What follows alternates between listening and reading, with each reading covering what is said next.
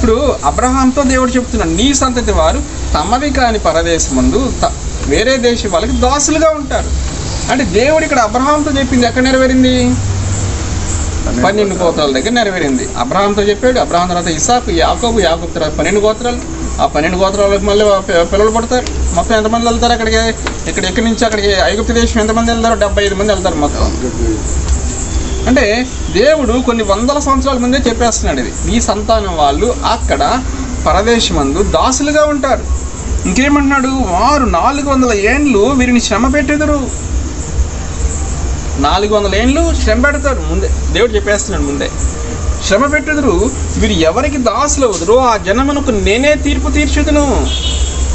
ఇవన్నీ కూడా దేవుడు ముందే భవిష్యత్తు ప్రణాళికలో చెప్పేస్తున్నాడు. వీరు ఎవరికి దాసులు అవుదురో ఆ జనమునకు, వీళ్ళు ఎవరికి దాసులు అయ్యారు? ఐగుప్తులకి. ఐగుప్తులకు నేను తీర్పు తీరుస్తాను అంటున్నాడు. తీర్పు తీర్చాడు ఐగుప్తులకి. ఎలా తీర్పు తీర్చాడు? ఐగుప్తుల దేవతలకి ఒక్కొక్క తెగులు ఎన్ని అద్భుతాలు చేస్తారు అక్కడ? 10 అద్భుతాలు చేస్తారు.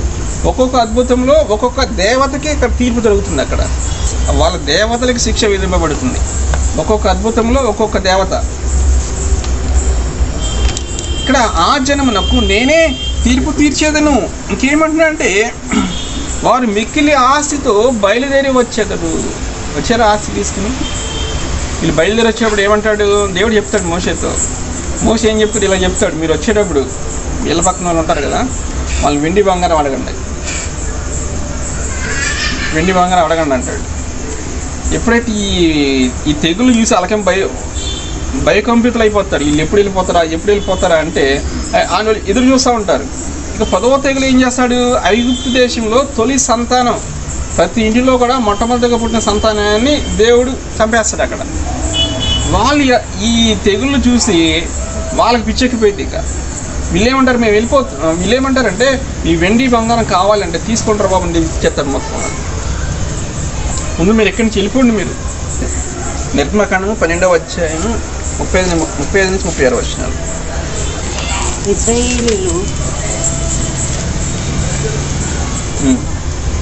ఇశ్రాయేలీలు మోషే మాట చొప్పున చేసి ఐగుప్తుల యొద్ద వెండి నగలను బంగారు నగలను వస్త్రములను అడిగి తీసుకుని యెహోవా ప్రజల ఎడల ఐగుప్తీయులకు కటాక్షము కలగచేసిన కనుక వారు వాటికి కావలసిన వాటిని ఇచ్చిరి. అట్లు వారు ఐగుప్తీయులను దోచుకునిరి. ఇక్కడ చూస్తే ఇశ్రాయేలు మోషే మాట చొప్పున చేసి ఐగుప్తుల దగ్గర ఏం తీసుకున్నారంట? వెండి తీసుకున్నారు, బంగారం తీసుకున్నారు, వస్త్రాలు తీసుకున్నారు, మంచి అంతా కొట్టేశారనమాట. దేవుడే చెప్తాడు అలా తీసుకోండి అని చెప్పేసి. వెండి తీసుకుంటారు, బంగారం తీసుకుంటారు, మంచి వస్త్రాలు తీసుకుంటారు. అప్పటి వరకు ఏంటి? వీళ్ళు బానిసత్వంలో ఉన్నారు. వీళ్ళు తినడానికి సరే ఆహారం దొరికేది కాదు, సెలవు ఉండేది కాదు, వాళ్ళు చెప్పిన పని చేయాలి. బానిసత్వంలో ఉన్నారు. ఇప్పుడు మీరు పనికి వెళ్ళారనుకోండి, 7 గంటలు 8 గంటలు పని చేసి వచ్చేస్తారు. నచ్చపోతే ఈ డబ్బులు ఎవరికి కావాలని వచ్చేస్తారు. అక్కడ అట్లా కాదు, బానిసత్వం. ఖచ్చితంగా చేయాలి, వాళ్ళకి చెప్పినట్టు చేయాలి. ఎప్పటివరకు చేయమంటే అప్పటివరకు చేయాలి. బానిసత్వం అది. ఇక్కడ ఏమంటున్నా అంటే వెండి తీసుకుంటారు, బంగారం తీసుకుంటారు, వస్త్రాలు తీసుకుంటారు.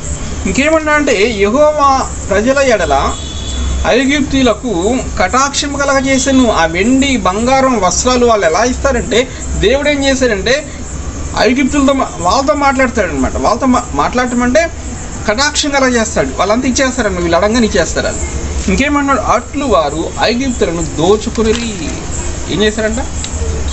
ఐగుప్తులను దోచుకుని. కొంతమంది దీన్ని పాయింట్అవుట్ చేస్తారు. ఏమంటారంటే ఐగుప్తుని దోచుకోవడం ఏంటండి? దేవుడు దోచుకోమని ఎలా చెప్తాడు? ఏం చెప్తాడు 10వ ఆజ్ఞలో?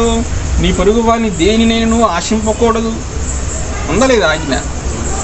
పొరుగు వారిని దేనిని కూడా ఆశింపకూడదు. దేవుడే ఆజ్ఞ ఇచ్చాడు. ఇక్కడేమంటాడు? దోచుకోండి అంటున్నాడు.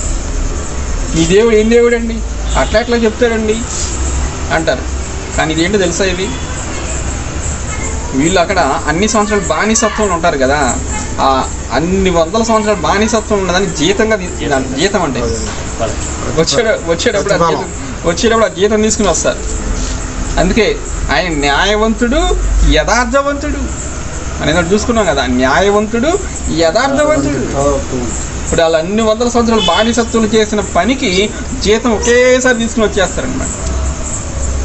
అదే ఇక్కడ అబ్రహాం గారితో ముందే చెప్తాడు. ఏం చెప్తున్నాడు? వారు మిక్కిలి ఆశతో బయలుదేరి వచ్చేదారు. దేవుడు చెప్పిన ప్రతి మాట కూడా నెరవేరుతుంది చూడండి. మిక్కిలి ఆశతో బయలుదేరి వస్తారంటే వెండి, బంగారం, వస్త్రాలు తీసుకుని వచ్చేస్తారు.